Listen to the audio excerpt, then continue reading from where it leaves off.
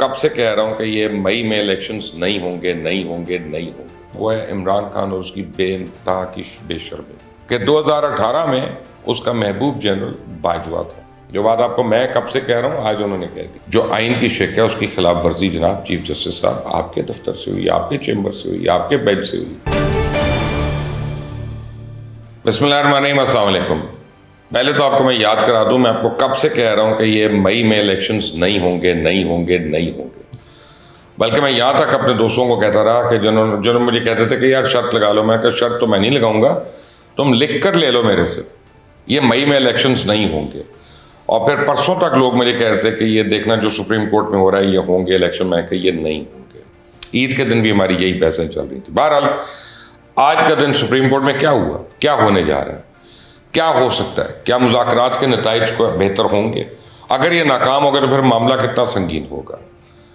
आज chief justice साहब और दीगर मोअज़्ज़ज़ जजेस का रवैया जारहाना क्यों नहीं था, और अदम एतमाद से पहले एतमाद का वोट क्यों लिया जा रहा है? भारत इस पर तो बात करूंगा, लेकिन आपसे एक बात मैं डिस्कस करना चाहता हूँ, और वो है इमरान खान और उसकी बेइंतहा की बेशर्मी। 70 साल का वो छोटा सा काका जिसके आज तक पैम्पर तब्दील कर हो रहे हैं, और ये मैं नहीं कह रहा, तो चौधरी परवेज़ ही ने कहा था ना कि हम तो उसके रोज़ पैम्पर तब्दील करते रहे। इतना मासूम काका कि वो जजेस का, जर्नैलों का ही नहीं बल्कि सासों का, बहुओं का, बीवियों का, बेटियों का, सबका को क्रश बना हुआ। मासूमियत की इंतहा देखें आप, इस आलम को पहुंची भी है कि 2018 में उसका महबूब जनरल बाजवा था। उससे ज़्यादा जमहूरियत पसंद जनरल इमरान खान ने ज़िंदगी में नहीं देखा था। ये इतना मासूम काका, इतना चूचा, रोटी को चूची कहता कि बाहर जलसों में जिसे गद्दार कह रहा था, मीटिंग में असम्बलियाँ तहलील करने का उसी का मशवरा मान रहा था। जो बंदा अपने फैसलों में खुद आज़ाद नहीं, जिसके फैसले कोई और करता हो, वो कौम को कैसे आज़ाद करेगा? वो आज़ादी का आपको भाषण दे, कैसा लगता है? इतना लाचार, बेयारो मददगार 70 साल का मासूम काका आपने कभी देखा, जिसे हर कोई सारी ज़िंदगी धोखे पे धोखा ही देता रहा? जबकि पसे पर्दा हकीकत तो ये है कि ये लाचार काका जब चाहे इस्तेमाल करता है, तो इस पर धोखा देने का इल्ज़ाम लगा के दूसरों को जालिम और ख़ुद को मजलूम जाना जाता है, जबकि माजी के काले कारनामों का बेनिफिशरी ये खुद ही होता है। इतना मासूम बलूंगड़ा कि जिसने अदम एतमाद करवा कर इस काके की हुकूमत गिराई, इसे दूसरी दफ़ा एक्सटेंशन देने के लिए खुद ही तैयार हो गया है ना। जब चाहता है बाजवा को हीरो बना देता है, जब चाहता है उसको ज़ीरो कर देता है, जब चाहता है अमेरिका को दुश्मन, जब चाहता है उसको दोस्त बना देता है। बहरहाल अब आते हैं सुप्रीम कोर्ट की तरफ। सुप्रीम कोर्ट ने तो कह दिया न टाइम नट लाइन, यानी टाइम लाइन तो हम देंगे नहीं, ना ही तारीख, और अदालत अब मुज़ाकरात में मजबूर नहीं कर सकती। क्योंकि इतने लोगों ने कहा ना अदालत है कि पंचायत मुज़ाकरात कह रही है, अदालत का कोई हुक्म नहीं है। वो कहते हैं हमारी सिर्फ तजवीज़ है, राय है, ऑब्जर्वेशन है। अदालत सिर्फ और सिर्फ आइन पर अमल करना चाहती है ताकि तनाज़े का हल निकले। अदालत को कोई वजाहत नहीं चाहिए, सिर्फ हल बताएं। आज चीफ जस्टिस का लहजा बदला हुआ था, उसमें कोई जारहानापन नहीं था, आप समझे लो डाउन था, लो की था। और स्पीकर कौमी असम्बली ने दो टोक जवाब दे दिया कि अगर सब मिलकर भी चाहें तो इलेक्शन 14 मई को नहीं होंगे।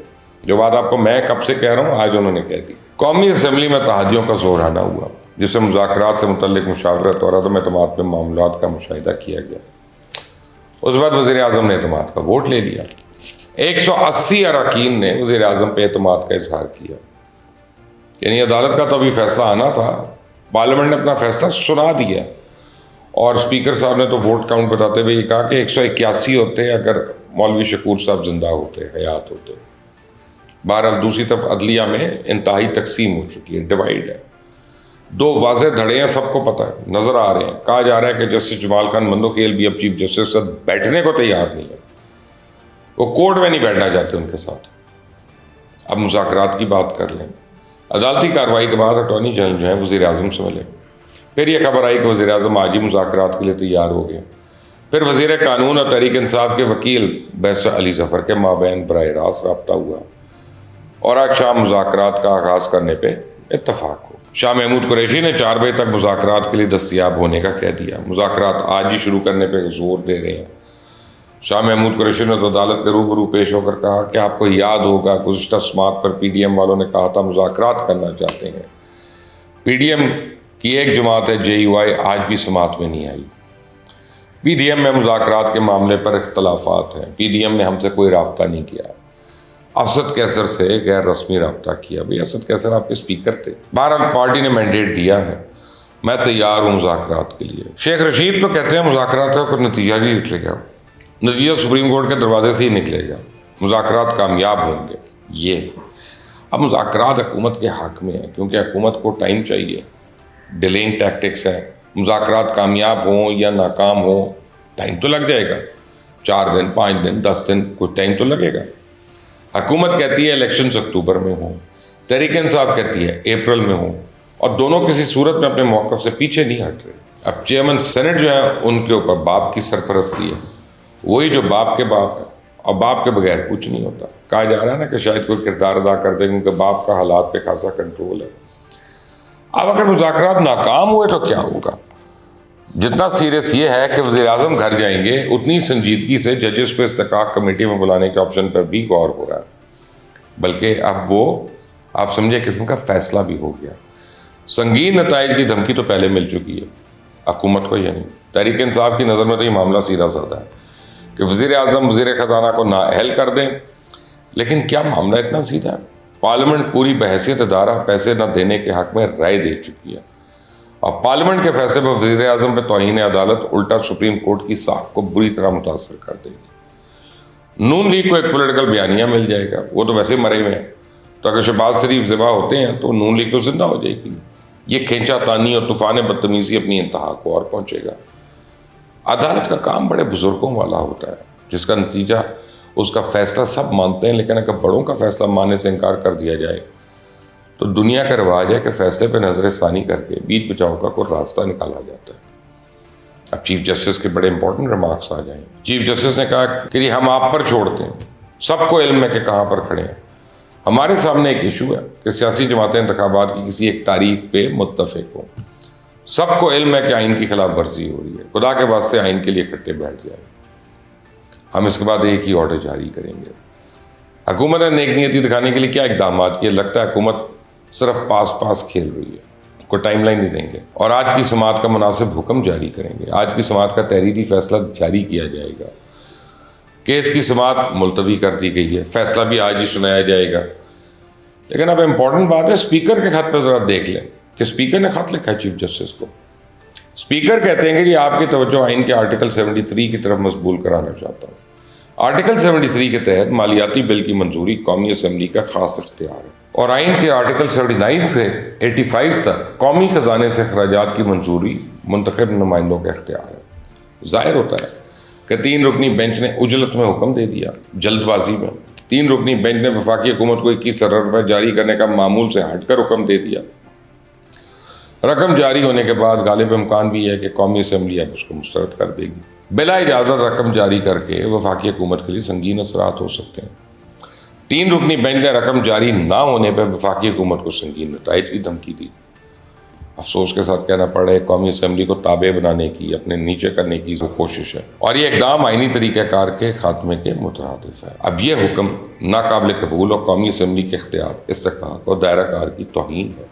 ये तो समझ नहीं आता। अध्यक्ष को तशरीह करने का इख्तियार है, आइन री राइट करने का नहीं। ना ही अदलिया को पार्लियामेंट की खुद मुख्तारी कम करने का कोई इख्तियार है। अफसोस ये है कि ज़्यादातर अदलिया ने तो अपना बंदूकों का रुख सियासतदानों की तरफ रखा हुआ है। चीफ जस्टिस और सुप्रीम कोर्ट के जज साहिबान इनफरादी और इज्तमाही तौर पर पार्लियामेंट के दायरे में मुदाखलत ना ही करें तो अच्छा। आइन की सरबुलंदी, तहफ़्फ़ुज़, दिफ़ा और जमहूरी इक़्तिदार के लिए सबको मिलकर काम करना होगा। बहरहाल इंसानी हकूक़ कमीशन ने 2022 से मुतल्लिक़ सालाना रिपोर्ट में इमरान खान के ख़िलाफ़ तहरीक अदम एतमाद को इंतहाई आइनी अमल करार दिए, और अदम एतमाद में एजेंसीज़ के किरदार के शवाहिद नहीं मिले। चेयरपर्सन हिना जिलानी साहिबा कह रही हैं। यहाँ पे एक और सवाल मैं याद करा दूँ, बल्कि 2 करा देता हूँ चीफ जस्टिस को, कि जो लाहौर हाई कोर्ट का फैसला था उसको साहब कैसे देखते हैं, ज़रा उसकी भी तशरीह कर दें। क्या वो आइन के मुताबिक था? जब आपने खुद कह दिया 125 दिन के बाद या 105 दिन के बाद इलेक्शन होना, तो 90 दिन की तो जो आइन की शेक है उसकी खिलाफ वर्जी जनाब चीफ जस्टिस साहब आपके दफ्तर से हुई, आपके चेंबर से हुई, आपके बेंच से हुई। आपने तो 90 दिन का नहीं कहा, आपने तो उसको आगे ले गए थे खुद ही। उसके बाद किसी और को क्या कहना, उसको कैसे पाबंद करना। और तीसरा ये कि अगर इलेक्शन ही होने थे तो KPK और पंजाब दोनों की असम्बलियाँ एक दिन डिज़ोल्व हुई थी, या 2-3 दिन के गैप से आप समझिए एक ही टाइम को हुई थी। तकरीबन मोर और लेस। तो आप केपीके में क्यों नहीं इलेक्शंस करवाना चाह रहे? और फिर ये कि जिस केस में आपकी सास की ऑडियो आ गई है और उनका बयान आ गया और पीटीआई के वकील की बेगम का भी आ गया, उसमें भी रिकॉर्ड हो गया, जिसे पता चल रहा है कि आपका खानदान पार्टी बना हुआ है उसका पूरे का पूरा, तो आपने अपने आप को इस केस से रिक्लूज क्यों नहीं किया? क्या यही एक अच्छे जज का हॉलमार्क है कि अच्छे जज को कुछ और करना चाहिए? चीफ जस्टिस साहब, सवालात तो बड़े हैं इस वक्त, लेकिन टाइम थोड़ा है। अगले किसी वीलॉग में आपसे बाकी के सवाल भी पूछ लूंगा। अल्लाह हाफिज़। आज जो समाअत हुई है उससे लगता है कि अदालत ने काफी ज्यादा प्रेशर लिया है। मुज़ाकरात जो है वो अब कामयाब हो जाएंगे और मुल्क में एक साथ जो है वो इलेक्शन हो पाएंगे। जैसे ही ये बात बनी डाला पहुंची तो इमरान खान साहब ने इस अमर को बहुत ज्यादा माइंड किया। अब ये कमेटी जो है ये इसमें एक तो सेनेटर हैं और बाकी दोनों जो है एक्स MNAs हैं। बैरूनी कुव्वतों को जो है वो इस सारे सियासी अमल में मुदाखलत नहीं करनी चाहिए। ये पैसे वाले इनको मुंतखब करवाया था इमरान खान साहब ने।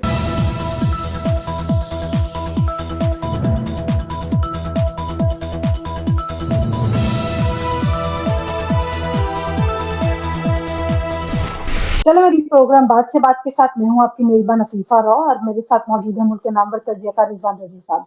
अस्सलाम वालेकुम सर। जी वालेकुम अस्सलाम। रजी साहब बताइएगा कि ये मुज़ाकरात की जो गेम चल रही है अब इसमें आप क्या देख रहे हैं? क्योंकि पीटीआई की तरफ से कमेटी अनाउंस कर दी गई है लेकिन JUI जो है वो मुज़ाकरात पे आमादा नहीं है, PDM में उस पर इख्तलाफ पाया जाता है, तो आपको लगता है कि मुज़ाकरात हो पाएंगे? अगर हम इसको लॉग इन करें एक दफा तो हो सकता है शायद हो जाए, क्योंकि ये पीएम की जमातें जो हैं वो मुख्तलिफ ख्याल हैं, उनके सादे हैं, बल्कि उनके पोते ही खान साहब के वो जो बाप पार्टी है बलूचिस्तान वाली वो भी मुज़ाकरात नहीं चाहती और मौलाना फजलुर रहमान भी नहीं चाहते, लेकिन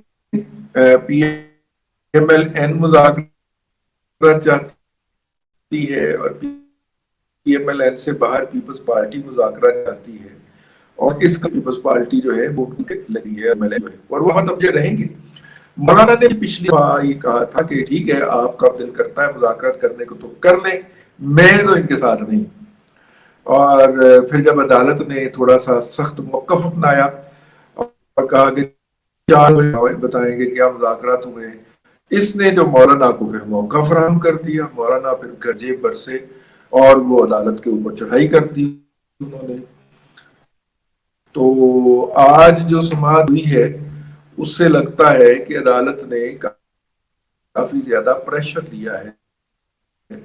मौलाना की उस प्रेस कॉन्फ्रेंस का या फिर जो दूसरी एक्टिविटीज हुई हैं जिनके अंदर chief justice of Pakistan Umar Ata Bandial साहबा की कुछ दामन जो है उनकी अपनी सहेली और ख्वाजा अहमद तारिक रहीम जो बेगम साहब हैं गुफ्तगू की जो बात थी और उसके ऊपर सोशल मीडिया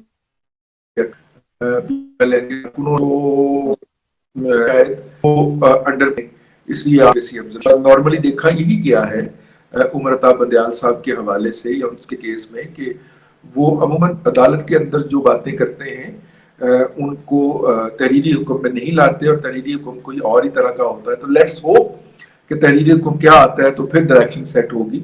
जो आज अदालत में सेट हो तो ये हुई। सर मुज़ाकरात तो शुरू हो गए हैं लेकिन इससे पहले हमने देखा था कि असद कैसर साहब भी जो है वो हेड बनाए गए थे और एक मुज़ाकराती कमेटी बनाई गई थी, लेकिन वो तो अब नजर नहीं आ रहे। अब शाह महमूद कुरैशी साहब जब हेड कर रहे हैं तो आपको लगता है कि ये PTI में भी कोई इस तरह के इख्तलाफात पाए जाते हैं?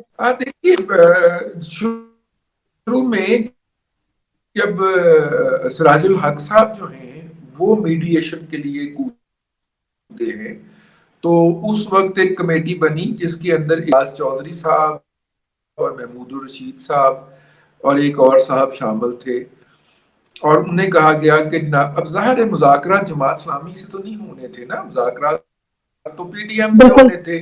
3 रुकनी कमेटी नामजद कर दी और EDC बुलाएंगे तमाम, और उस वक्त हम साहिबान का वो ऑर्डर आ गया। अपना वो कमेटी जो थी उसकी अहमियत जो थी पीछे चली गई। फिर जनाब जो था घंटों में कर लें तो उस वक्त जो है वो अयाज साद जो कि असेंबली के चार्ज लिया था, अगर आपको याद हो, असद कैसर से, असेंबली का जब असद करके से, तो उन्होंने चार्ज लिया, मिला है तो फिर कर ले मुज़ाकरात। असद कैसर साहब ने ट्वीट दिया इसके ऊपर और अदालत को बता, उनसे रब्ता हुआ है तो हम मुज़ाकरात कर रहे हैं।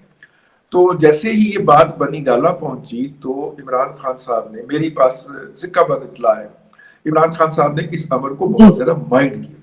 तो उन्होंने कहा कि मुज़ाकराती कमेटी बना या उसके अफराद नामजद मेरा हक है, क्योंकि मैं पार्टी का सरबराह हूं। आपको पता है कि असद कैसर साहब जो हैं अक्सर इमरान साहब की तनकीद का निशाना बनते रहते हैं, क्योंकि इमरान खान समझते हैं कि उनकी हुकूमत को गिराने में असद कैसर का 8 और 9 अक्टूबर को टहला रहे थे 2 दिन से, अगर ये एक दिन और नहीं जानी थी पीटीआई की ना, तो जब इन्होंने रिजाइन किया तो अयाज सादक को अपनी इमरान खान साहब का ख्याल है और उनको अमूमी तौर पे अमूमी गुफ्तगू के अंदर 1-2 गालियां भी पड़ जाती हैं इमरान खान का जब भी सामना करता है। मेरी कोई गुडविल नहीं है तो मैं अगर इसमें आ गया तो निकल गया। जब वो निकल गए तो उसके बाद इमरान खान साहब ने मंगल की शाम को कोई ट्वीट किया है, उसके अंदर उन्होंने कहा कि जनाब ये 3 रुकनी कमेटी है, इससे आप मुज़ाकरात करें तो करें वरना कोई नहीं है। उसमें फवाद चौधरी है, शाह महमूद कुरैशी है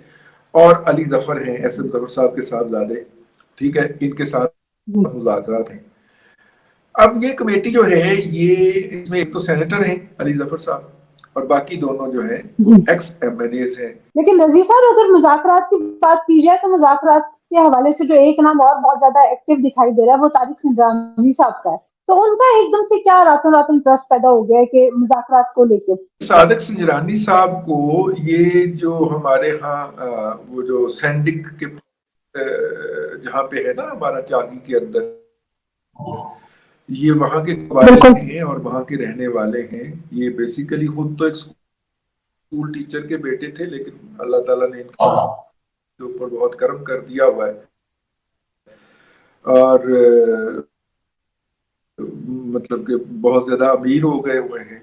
ये पैसे वाले हैं और पैसे की बुनियाद के ऊपर ही पहले इनको सेनेट का चेयरमैन जो था वो जनाब आसिफ अली जरदारी इंतखब करवाया था और चेयरमैन ये बन गए थे, ठीक हो गया। और उसके बाद फिर इनको मुंतखब करवाया था इमरान खान साहब ने, लेकिन ये जिनके हैं उनके कहने के ऊपर रूबे अमल रहे। रजी साहब अगर मैं आपकी बात को लूं तो जिन हलकों की तरफ से तारिक सिंजानी साहब को जो है वो एक्टिव किया गया है और जिस तरह से पीपल्स पार्टी और पीटीआई के साथ भी उनकी एफिलिएशन रही है, तो ये तीनों साइड्स तो समझ में आती है कि मुज़ाकरात की बहुत ज्यादा हामी है और नून लीग ने भी जिस तरह से कहा है, तो आपको लगता है कि ये मुज़ाकरात जो है वो अब कामयाब हो जाएंगे और मुल्क में एक साथ जो है वो इलेक्शन हो पाएंगे, या ये अभी भी सिर्फ टाइम बार्गेन करने के लिए सब कुछ किया जा रहा है? देखिए, सियासी अमल है, पॉलिटिकल प्रोसेस है, इस पॉलिटिकल प्रोसेस ने रिवॉल्व करना है, आगे चलने तो कोई ना कोई हल निकलना है। सियासी अमल जो है इसके तहत मुज़ाकरा, और सियासी अमल जो है वो मुज़ाकरात पे होता है।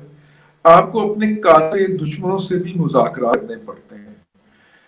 पीटीआई ने पॉलिटिकली ये कह के कि हम सिर्फ 14 मई के इलेक्शन के अपने आप को एक बंद गड़ी में खड़ा कर ले कि हम ऐसे काम नहीं होंगे। सिस्टम ने उनको इस बात का मौका दिया है, फराहम किया है कि वो इस बंद गली से बाहर निकल सके। और पीटीआई जो है वो अगर मुज़ाकरात की टेबल पे बैठती है तो यकीनन वो इस सूरत हाल के ऊपर काबू पा लेगी। इसी तरह अदलिया ने जैसे थोड़ा सा आज शो किया है, बैक के ऊपर गए हैं कि ना तो हम मुज़ाकरात के हवाले से कोई हुक्म दे रहे हैं, डेडलाइन दे रहे हैं कि तुम डेट तक आप मुज़ाकरात कर लें, ठीक है। उन्होंने कहा कि ये सियासी काम है, सियासतदान, हमारा काम नहीं है, हम तो ये तहरीरी शक्ल के अंदर भी सामने आ जाए तो ज्यादा अच्छा हो जाए। इस हवाले से वो एक दूसरे का असर पड़े, एक दूसरे के ऊपर इल्जाम लगाएं, कपड़े, कोई डेडलाइन ना लगाए, कोई एक्सटर्नल फोर्स नहीं होगी तो सियासी पार्टियां जो हैं वो इक्वल ग्राउंड के ऊपर, कॉमन ग्राउंड के ऊपर मुज़ाकरात करके किसी ना किसी वे आउट से, किसी ना किसी हल के साथ सामने आ जाएंगे। और अगर बाहर से मुदाखलत जारी रहेगी तो ये मुज़ाकरात इस तरह के कभी कामयाब नहीं होंगे। तो इसलिए मेरा ख्याल ये है कि इस प्रोसेस को चलने दिया जाए। दोनों पार्टियों के इसके ऊपर तहफ़्फ़ुज़ात हैं, मौलाना फजलुर रहमान के, ANP के अपने तहफ़्फ़ुज़ात हैं और इधर PTI के अपने तहफ़्फ़ुज़ात हैं, लेकिन इन तहफ़्फ़ुज़ात के साथ प्रोसेस तो चल रहा है ना, तो इस प्रोसेस को बिल्कुल चलने दिया जाए। और जो नॉन पॉलिटिकल फोर्सेस हैं, भले वो पाकिस्तान की मिलिट्री एस्टेब्लिशमेंट है, भले वो पाकिस्तान की जुडिशरी है, उनको सियासी कुव्वतों के इस काम के अंदर मुदाखलत नहीं करनी चाहिए। बिल्कुल नाज़रीन, आपने बात सुनी रिजवान रज़वी साहब की कि बैरूनी कुव्वतों को जो है वो इस सारे सियासी अमल में मुदाखलत नहीं करनी चाहिए।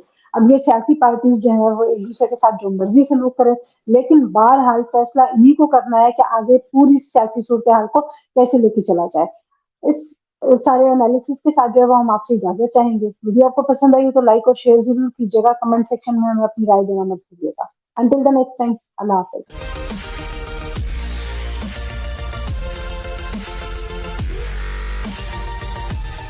IQ कितना है आपका, कैसा है? कभी चेक नहीं किया। बात तो सही है। रोजे रख के कमजोर हुए हैं या वैसे ही हैं? नहीं, मैं शुरू से जरा भी समझ रहे हो? पापा की पड़ियाँ तो नहीं उड़ती। रमजान में तो सबसे ज्यादा गोलियां होती हैं, रोजा बेचारा मुश्किल हो जाता है। रहा नहीं जाता। और ये गॉगल्स मेरे हैं, वापस करते हैं मुझे।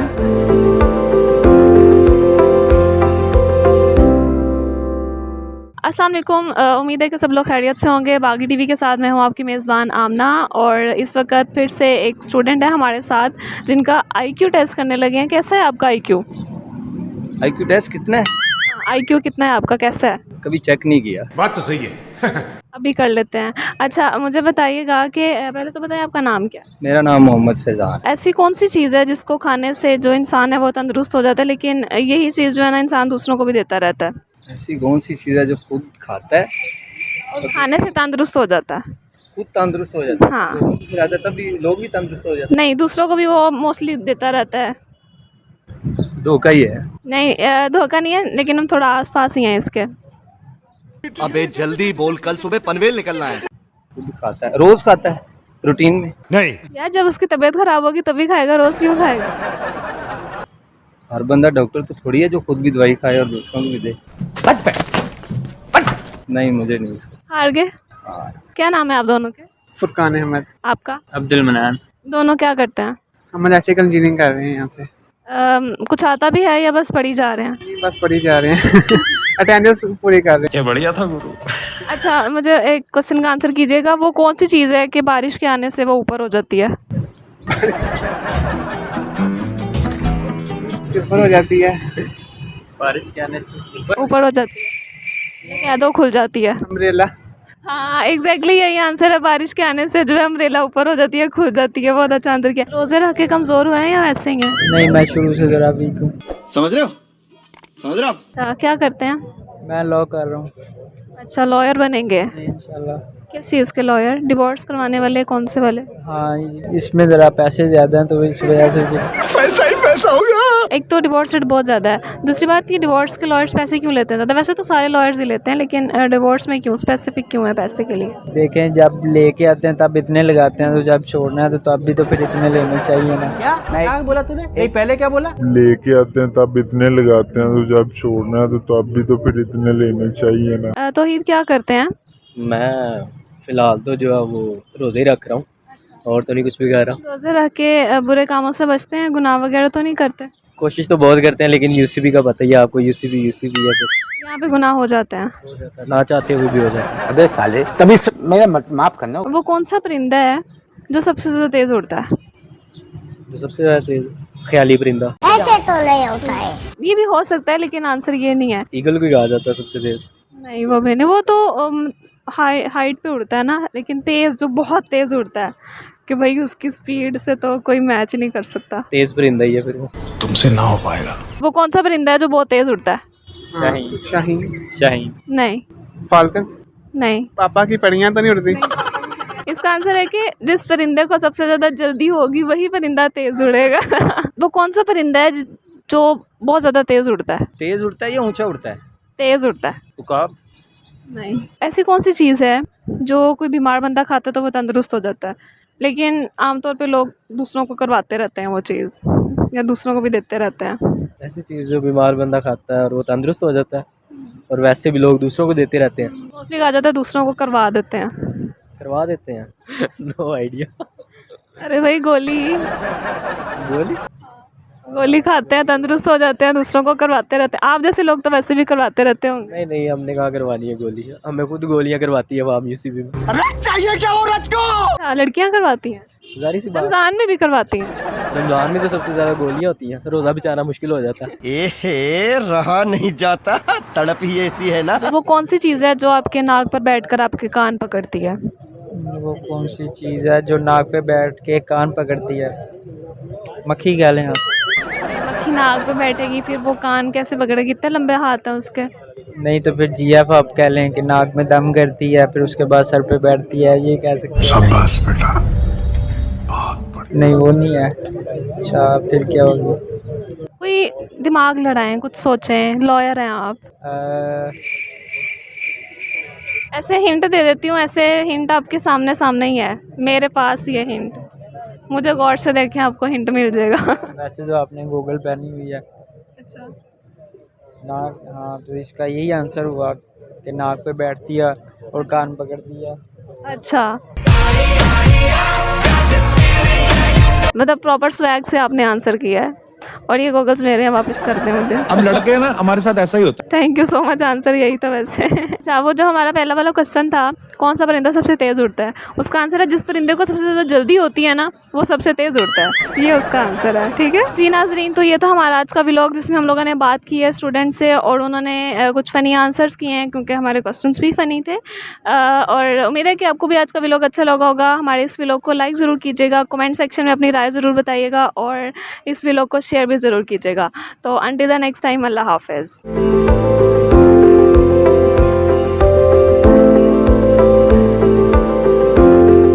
आइए, चीफ जस्टिस को बड़ा वाज़ेह पैगाम किया कि पार्लियामेंट खड़ी है, मुज़ाकरात कामयाब नहीं हो सकते। एक वज़ीर आज़म को कुछ कहना है तो फिर पूरी पार्लियामेंट को कहना पड़ेगा कि डेट भी आप खुद दे रहे हैं, शेड्यूल भी आप खुद दे रहे हैं, मॉनिटर भी आप कर रहे हैं, तो फिर इलेक्शन कमीशन का काम क्या है? पोस्ट ऑफिस का डाकखाना है वो कोई? अस्सलाम वालेकुम नाज़रीन, आप देख रहे हैं मुबश्शिर लुकमान यूट्यूब चैनल। मैं हूँ माहविश तबस्सुम। मुबश्शिर साहब, मैं बड़ी हैरान हूँ, शहबाज शरीफ साहब ने एतमाद का वोट लिया। मैंने जब ये खबर पढ़ी तो मुझे बस ये हुआ कि इनको ज़रूरत कैसे महसूस हुई, क्यों महसूस हुई उनको ये ज़रूरत, उन्होंने एतमाद का वोट, और उन्होंने 180 वोट हासिल किए, कैसे? मावेश हुकूमत हुकूमत होती है, रियासत रियासत होती है।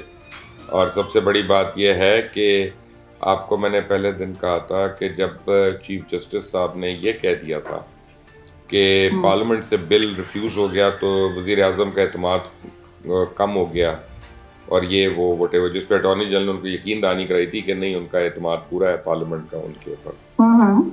तो उसके बाद आज या कल ये एक्सपेक्टेड था कि चीफ जस्टिस साहब ये कह देंगे कि जी आप प्रेसिडेंट साहब को कहते हैं कि आपसे कहें कि एतमाद का वोट आप ले लें, ताकि पता चल जाए फाइनेंस का बिल क्यों रिफ्यूज़ हुआ। तो मेरे ख्याल है उसको उन्होंने प्रीएम्प्ट किया। शहबाज शरीफ साहब ने जोराना किया हुआ था, यानी दोपहर का खाना किया हुआ था इत्तेहादियों का। उसमें उनको इत्तेहादियों ने भी ये मशवरा दिया कि आप शो ऑफ पावर करें। तो उन्होंने जब वोट लिए तो फिर 180 वोट पड़े, पूरे के पूरे जितने भी उनके वोट थे और इत्तेहादियों के, और बस 181 होने थे। अब वो मौलवी शकूर साहब की डेथ हो गई थी नागहानी तौर पे, अल्लाह मगफरत करे, तो उस वजह से वरना 181 होने थे। आइए, चीफ जस्टिस को बड़ा वाज़ेह पैगाम किया कि पार्लियामेंट खड़ी है, पार्लियामेंट ने अपनी फुल पावर दिखा दी है, और उन्होंने मैसेज दे दिया चीफ जस्टिस को कि अगर तुमने एक वज़ीर आज़म को कुछ कहना है तो फिर पूरी पार्लियामेंट को कहना पड़ेगा। और ये बड़ा स्ट्रॉन्ग मैसेज किया।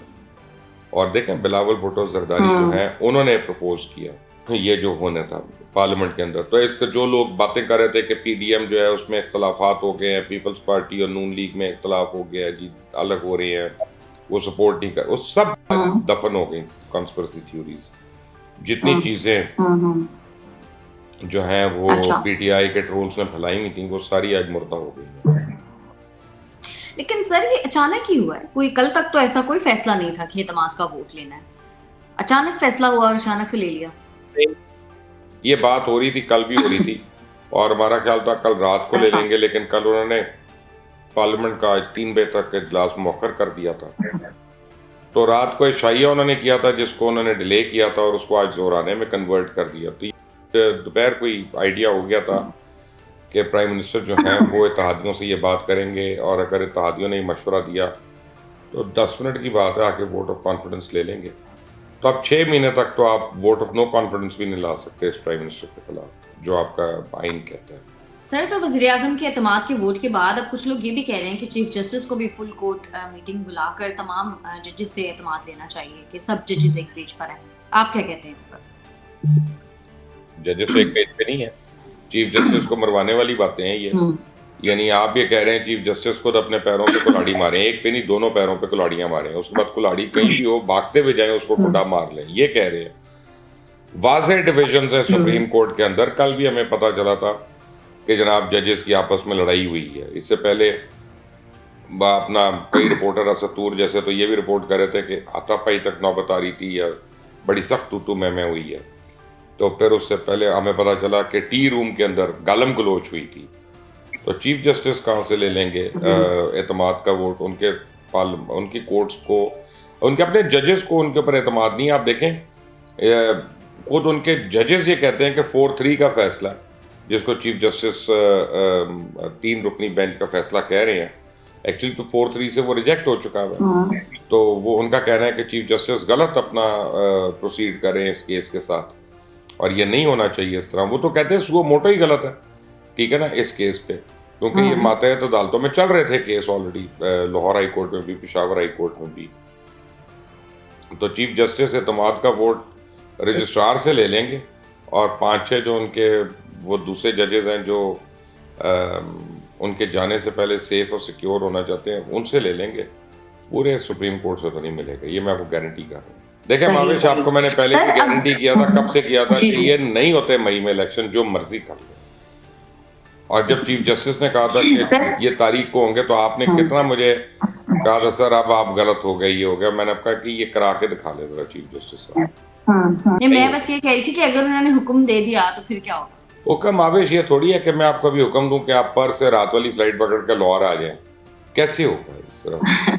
आपको कितनी चीज़ें सेटल करनी पड़ेंगी, फिर आपको देखना आपका बजट है कि नहीं है, फिर आपने देखना अपनी बेटी का क्या होगा, फिर आपने देखना है आपके हस्बैंड को कैसे आप छोड़ेंगी वहाँ पे। आई मीन आपको कितनी, एक घर में कितनी चीज़ें प्लान करनी पड़ती हैं एक फ्लाइट लेने के लिए।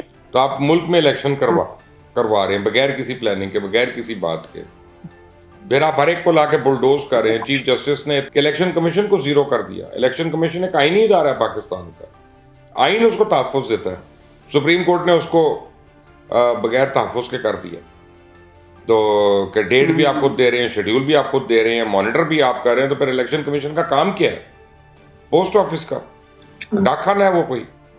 तो नहीं, अपना मैं नहीं मानता कि ये सही हुआ। और अल्लाह करे कि आप जो फैसला दें वो, जब तक ये प्रोग्राम हमारा चलेगा तब तक सुप्रीम कोर्ट का कोई फैसला भी आ चुका होगा। मुझे नहीं पता वो क्या होगा, लेकिन आई जस्ट होप कि that will be, you know, that will bring some good news for Pakistan. और कितनी बुरी खबरें सुने रोज के मौके पे।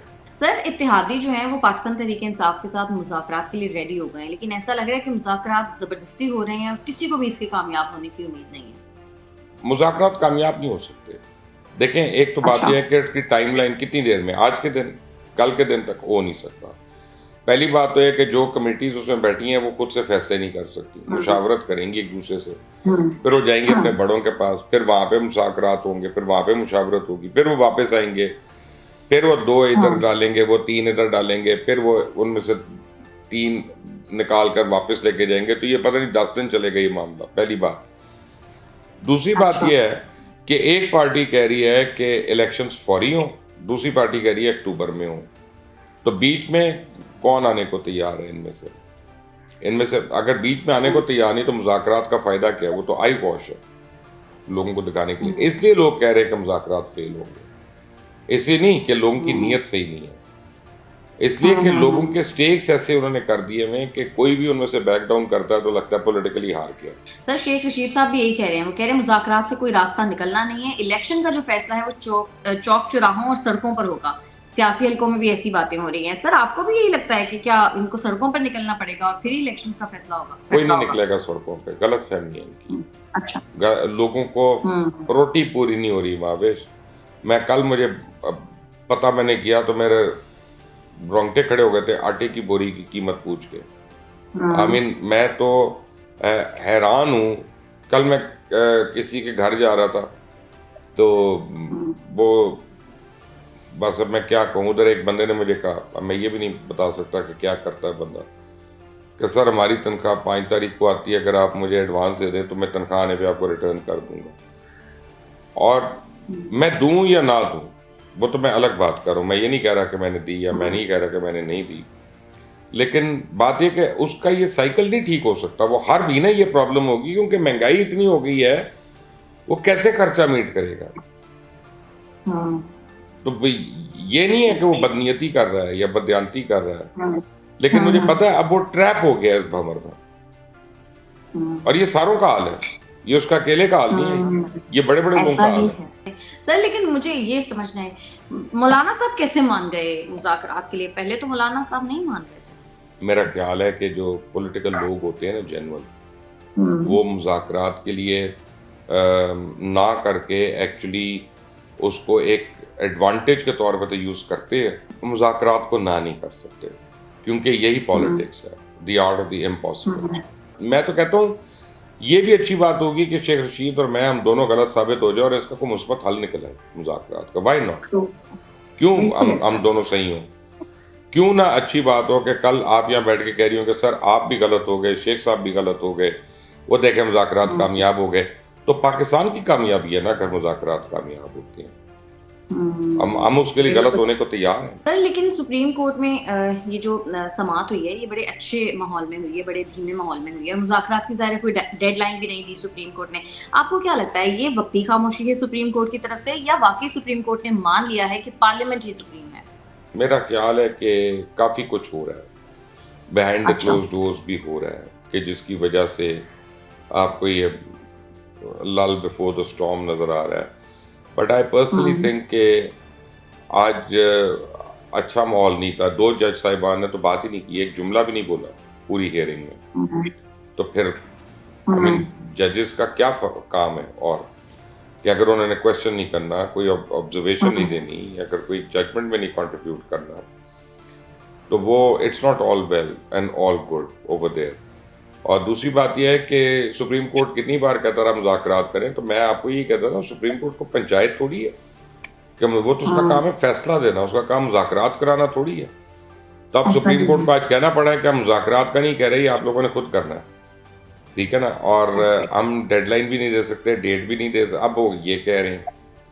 लेकिन अब ये फैसला आएगा तो पता चलेगा कि एक्चुअल उनका क्या मूड है।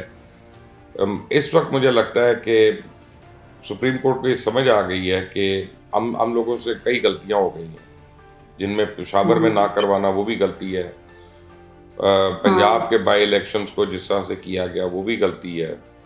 या बाई इलेक्शन तो नहीं, लेकिन वो असेंबली के वोट में वोट ऑफ कॉन्फिडेंस की बात हो रही है, वो भी शायद सही नहीं हैंडल हुआ लोअर कोर्ट से। उसके बाद ये 4-3 की जजमेंट जो है ये इसके ऊपर सुओ मोटो लेने के ऊपर, so there is a series of events that is coming down. तो सुप्रीम कोर्ट को अपनी साख बचाना बहुत ही जरूरी हो चुका है। सर हुकूमत की तौहीन पार्लियामेंट के बिल पेश करने की भी खबरें सामने आ रही हैं। अगर ये बिल एक्ट बनता है तो आपके ख्याल में हुकूमत इससे क्या हासिल करना चाहती है? देखिए मावेश, अभी होता ही है कि जिसका दिल करता है उठ के पार्लियामेंटेरियंस को जो मर्जी कह देता है या पार्लियामेंट को जो मर्जी कह देता है, बगैर एविडेंस के कह देता है।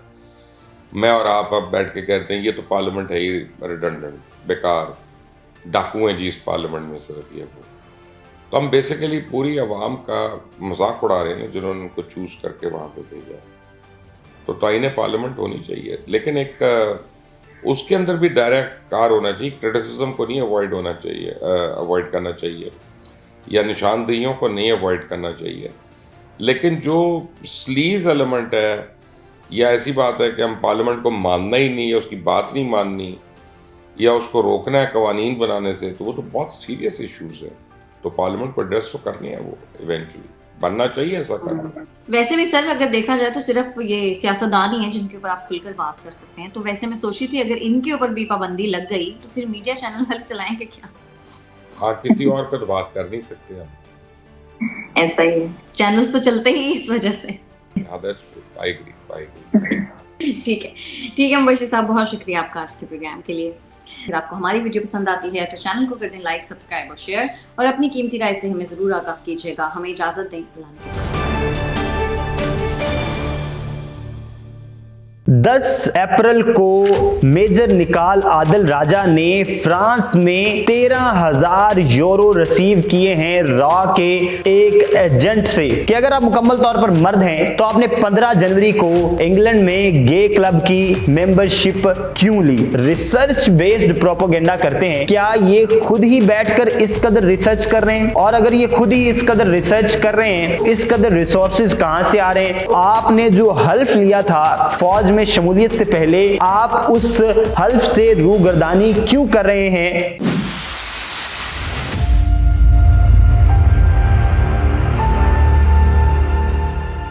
अस्सलाम वालेकुम नाज़रीन, आप देख रहे हैं बागी टीवी और मैं हूं आपका होस्ट ज़ैनुल आबिदीन। नाज़रीन, आज ये खास व्लॉग मेजर निकाल आदिल राजा के लिए है। आप समझ रहे होंगे कि मैंने मेजर निकाल क्यों कहा, क्योंकि वो मेजर रिटायर्ड नहीं हैं बल्कि वो फौज से निकाले हुए हैं। अब कुछ सवालात इसमें करूंगा इस व्लॉग में मैं पर्सनली आदिल राजा से, और आखिर तक ये व्लॉग ज़रूर देखिएगा क्योंकि इसमें कुछ इन्फॉर्मेशन मैं आपसे शेयर करूंगा मेजर निकाल आदिल राजा के बारे में जो आप इससे पहले नहीं जानते होंगे। और मुझे यकीन है कि इस व्लॉग के आखिर पर जो 7 सवालात मैं मेजर निकाल आदिल राजा से करूंगा वो उसके जवाबात दे नहीं सकेंगे, क्योंकि उन्हें पता है कि वो इनके जवाबात दे ही नहीं सकते। अब इससे पहले कि हम इस व्लॉग का आगाज करें, मैं आपको एक रिजेम्बलेंस जो है वो देना चाहूंगा मौजूदा सूरत हाल में। आप में से जिन अहबाब ने पठान मूवी देखी है उनको ये आइडिया होगा कि उसमें एक कैरेक्टर होता है जिम। जी हाँ, जिम का कैरेक्टर जॉन इब्राहिम उसमें निभाते हैं।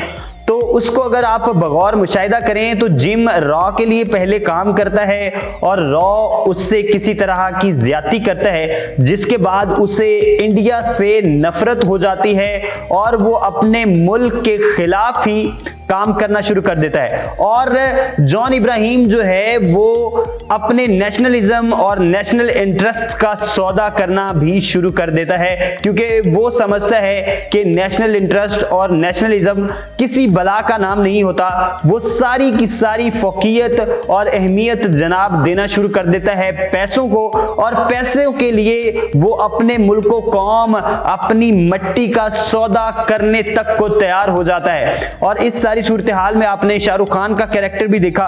तो अब अगर आपने पठान मूवी देखी है और आप जिम के कैरेक्टर से वाकिफ हैं तो आप उस सारे सिनेरियो में अगर मेजर निकाल आदिल राजा को फिट करना चाहें तो आपको बिल्कुल same to same copy paste नजर आएगा। जी हां, जिस तरह से जॉन इब्राहिम के साथ हुआ, पाकिस्तानी अफवाज ने इस तरह तो नहीं किया इसके साथ, लेकिन पैसों के लालच में इस शख्स ने किसी शख्स को, किसी इदारे को और किसी रिश्ते को वो छोड़ा नहीं है। इन्होंने इंग्लैंड की नेशनैलिटी के लिए जनाब अपनी माँ को, अपनी वालदा को छोड़ा, और जनाब पैसों की खातिर, चंद यूरोस की खातिर, चंद डॉलर्स की खातिर ये पाकिस्तान को और पाकिस्तान के इदारों को बदनाम करने पर तुले हैं। मैंने जैसे आपको पहले बताया कि मैं 7 सवाल करना चाहता हूं, लेकिन उससे पहले आपको कुछ इंफॉर्मेशन शेयर करते हैं कि जैसे उनके जराए हैं और उनके सोर्स जो होते हैं वो बड़े इनऑथेंटिक होते हैं, लेकिन हमारे ऑथेंटिक जराए ने हमें बताया है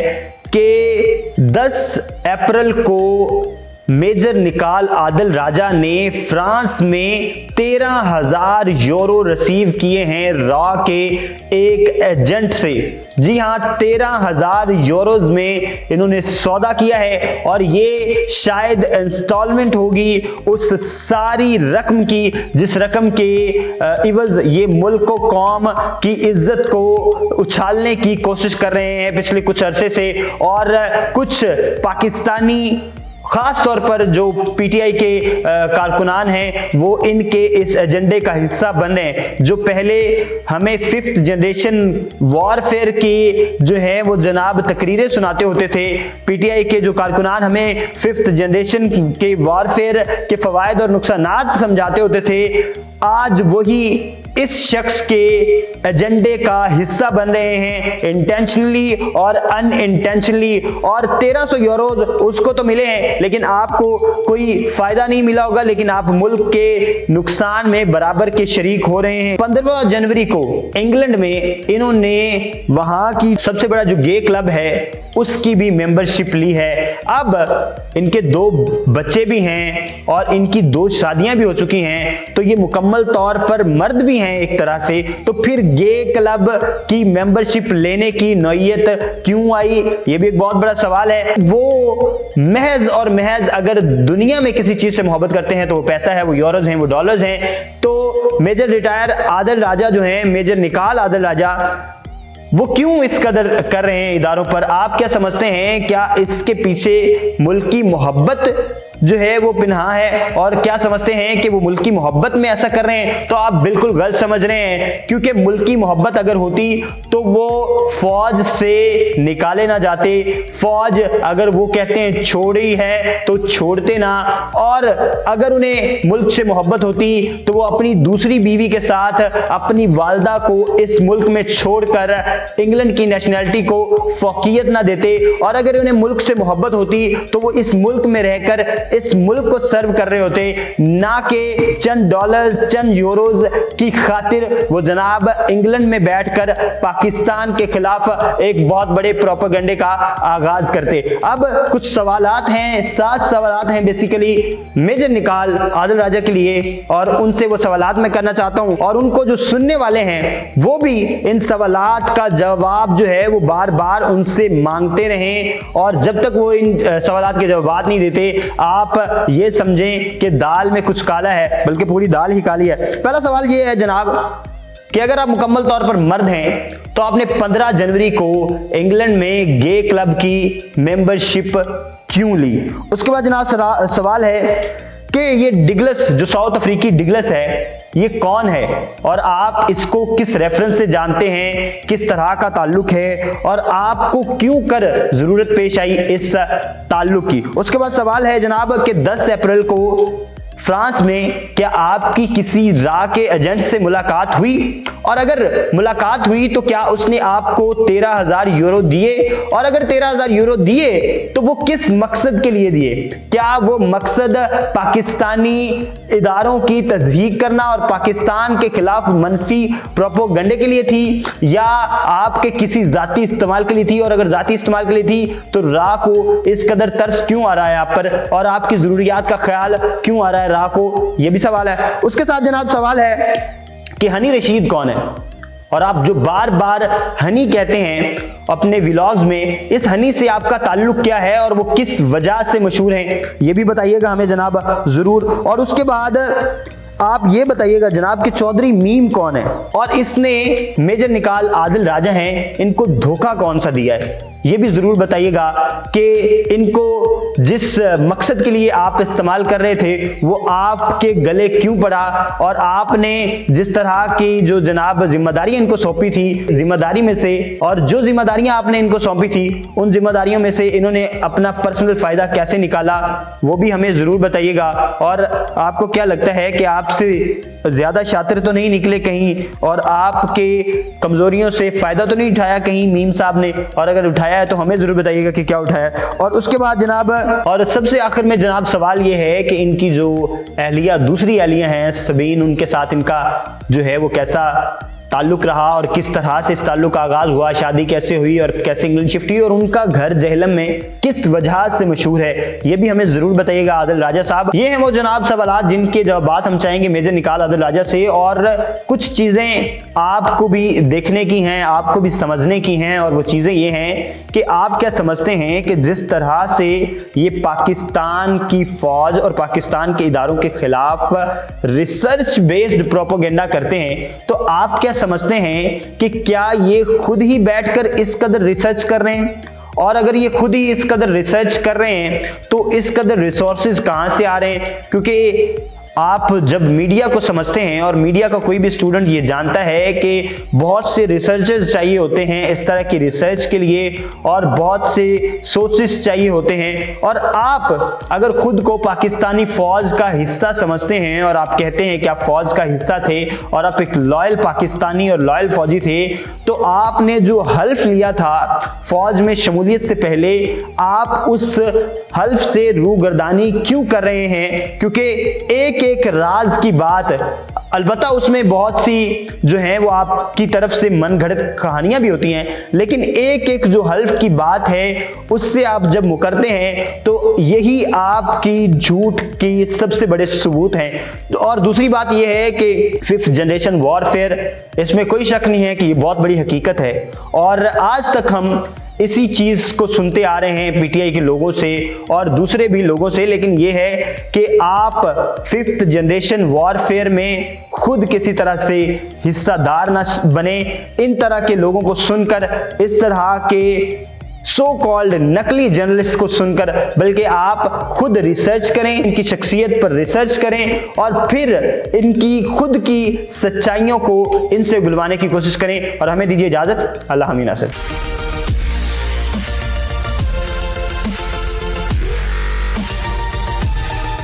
बड़ी जवानी के अंदर ये शख्स अब हिलने के काबिल भी नहीं है। जो पाकिस्तान का दिल कहलाता है, उस शहर के अंदर एक नौजवान की ऐसी हालत हो। शुरू में बस बुखार हुआ था, बुखार की वजह से पूरा जिस्म काम करना छोड़ दिया। मैं दोस्तों को अपने फ़ोन करता हूँ या गली मोहल्ले वालों को फ़ोन करता हूँ, मुझे मेरी नाली चेंज करवा दो आकर। बहुत तकलीफ बर्दाश्त की भाई, 7 साल। जब वालदा है तो मैं हूँ, ये वालदा नहीं होगी तो मुझे पता, मुझे फिर किसी ने मुझे पानी नहीं पिलाना यहाँ पर। मेरे कमरे में सुराख हुआ है। मेरा सवाल उन लोगों से है जो अपने सीने के अंदर दिल रखते हैं। ये नौजवान 7 साल से अपनी बूढ़ी माँ के साथ इस कमरे के अंदर मौजूद है, लेकिन ये इलाज नहीं करवा सका।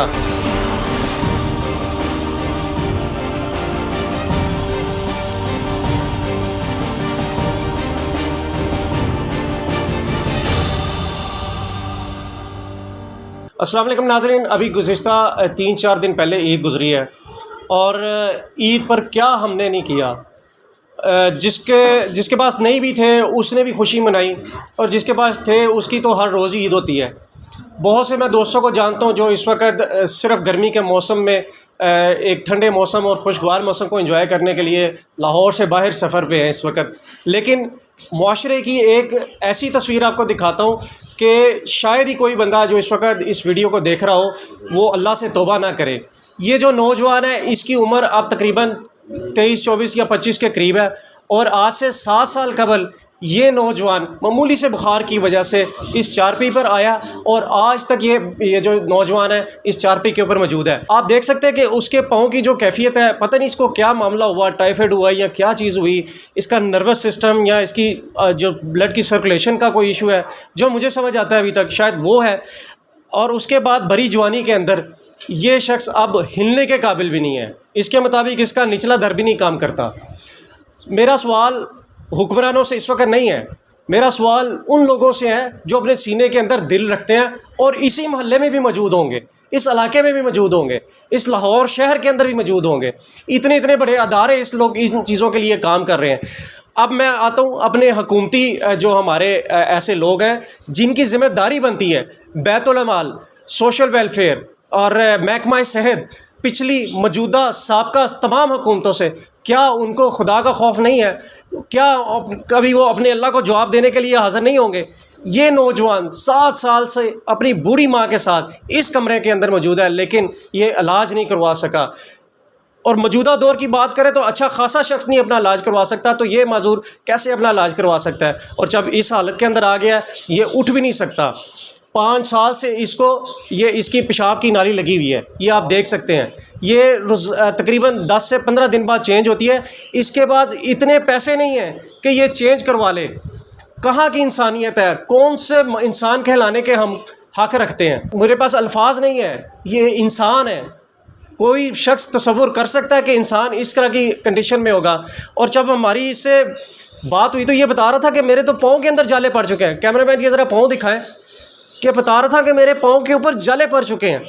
अफसोस की बात, कोई बहुत बड़ा यहाँ बमबारी नहीं हुई, यहाँ पर कोई कहत नहीं फूटा, यहाँ पर कोई बीमारी नहीं आई, लेकिन लाहौर शहर के अंदर जो पाकिस्तान का दिल कहलाता है, उस शहर के अंदर एक नौजवान की ऐसी हालत हो, दुख मरने और डूब मरने का जो मकाम है हमारी हुकूमतों को और उन लोगों को भी जो गरीब का एहसास नहीं करते। हालांकि हमारा इस्लाम कहता है कि अल्लाह ताला अमीर लोगों को देता ही गरीबों की वजह से है।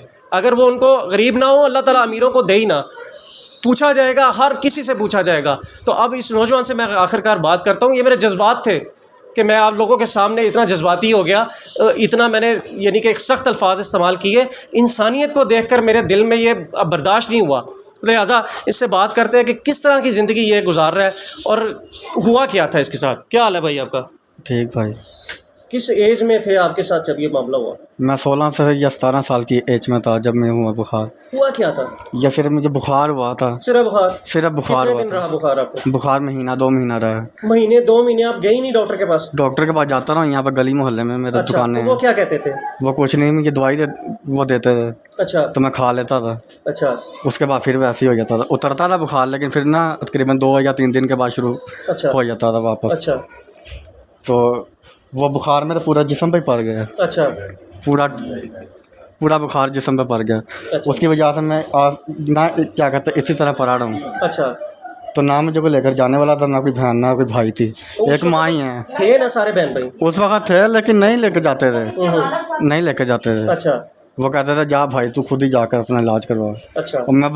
और मैं था बच्चा ना, मेरे पास इतने वो थे मसाइल मेरे। मैं जाकर अपनी वो यही जाकर 100-150 की दवाई लेकर खाता रहा हूँ बस, जो ना इलाज करवाने की वजह से पूरा जिस्म ही मेरा खराब अच्छा, हो गया। शुरू में हुआ क्या था? शुरू में बस बुखार हुआ था, बुखार की वजह से पूरा जिस्म ही काम करना छोड़ बुखार दिया। के बाद आप लेटे बिस्तर पर?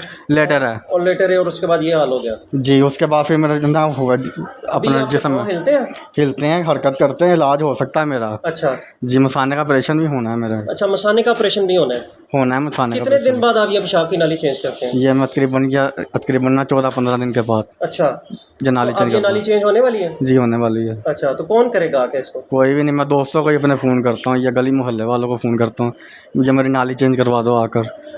वो फिर कभी कोई करवाता है, कभी कोई नहीं करवाता। ये नाली जम भी जाती है अंदर, मेरा ना चेंज करवाऊँ। अच्छा। ये 2-3 बार मेरी ये अंदर नाली जम गई है। फिर मैं हॉस्पिटल में गया, मैं यहाँ से मैंने खुद ही फ़ोन किया उनको, क्या कहते हैं अपना एम्बुलेंस वालों को, 112 वालों को। वो मुझे यहाँ से फिर ना अपना लेके खुद ही लेकर गए मुझे वहाँ से फिर उन्होंने मेरी ना निकाली खींच के नाली, फिर वापस मुझे ला कर छोड़ दिया यहाँ पर घर पर। बड़ा तकलीफ दे अमल होता है। तकलीफ दे, बहुत तकलीफ बर्दाश्त की भाई 7 साल से। अच्छा, ईद गुजरी, कई ईदें गुजर गई आपकी तो इस चारपी पर। ईद गुजरी तो क्या महसूस था दिल में? क्या था? दिल तो करता होगा ना कि दूसरे लोगों को अच्छे कपड़े पहने हुए होंगे, सारा कुछ। मैं भाई यही सोचता था कि अल्लाह काश मैं भी ठीक होता, आज मैं भी अपने होता दोस्तों के साथ बाहर पहले की तरह, लेकिन जो अल्लाह को मंजूर है। छोटे दोस्त वगैरह आके मिलते हैं जो आपके बचपन के दोस्त? 1-2 दोस्त हैं जो मेरे आके मिलते हैं बाकायदा? जी। क्या कहते होंगे कि यार आज हमने ये किया? उस वक्त दिल में तकलीफ होती तो होगी कि यार मैं भी साथ होता। बहुत दुख होता भाई, क्या करें। 1-2 दोस्त आते हैं, मिलते हैं मुझसे। कभी अल्लाह से दुआ भी करते हैं कि अल्लाह ताला तुम्हें शिफा दे दे इस बीमारी से? अल्लाह से दुआ करता हूँ तो तहज्जुद के टाइम मैं तस्बीह पढ़ के अपने लिए, फिर अपनी वालदा के लिए। वो ये क्योंकि वालदा है तो मैं हूँ, ये वालदा नहीं होगी तो मुझे पता, मुझे फिर किसी ने मुझे पानी नहीं पिलाना यहाँ पर, ना मेरा कोई है पानी पिलाना। यानी कि तुम अपने साथ साथ अपनी वालदा के लिए भी, ज़िंदगी के लिए, अपने लिए बाद में, पहले वालदा के लिए। ज़िंदगी का जारी सहारा तुम्हारी वालदा है? वालदा ही है। अच्छा, तो यानी कि इतने जवान हो, फिर वालदा, जारी बात है कई मामलात में फिर शर्म भी आती होगी कि यार मेरी बुरी माँ है और मुझे ऐसे देख रही है। जी, क्या कर सकता हूँ भाई, मजबूरी है। फिर वालदा भी मेरी ना फिर ये करबट दिला के बाहर चली जाती हैं। उसके बाद फिर मैं अपना आप थोड़ा बहुत करता रहता हूँ। मैं जब कर लेता हूँ फिर मैं कहता हूँ, फिर मैं अम्मी को मैं कहता हूँ आकर मुझे सीधा कर दो। अच्छा, तो इस वक्त लेट के कमर की क्या सूरत हाल है आपकी? मेरे कमर में सुराख हुआ है। लेट के हाँ जी बैट सोल हुए मैं। अच्छा, उनको दबाता हूँ ना तो बीच में से हरा रहा वो निकलता रेशा रेशा निकलता है बीच में से बहुत, और उसमें से स्मेल आती है बहुत ज़्यादा जब मैं करवर लेता हूँ। अब जो अल्फाज मैंने पहले बोल दिए हैं और जो अल्फाज इसने बोल दिए हैं, ये कोई ऐसा सियासतदान नहीं जिसने अरबों खरबों खाया हुआ है।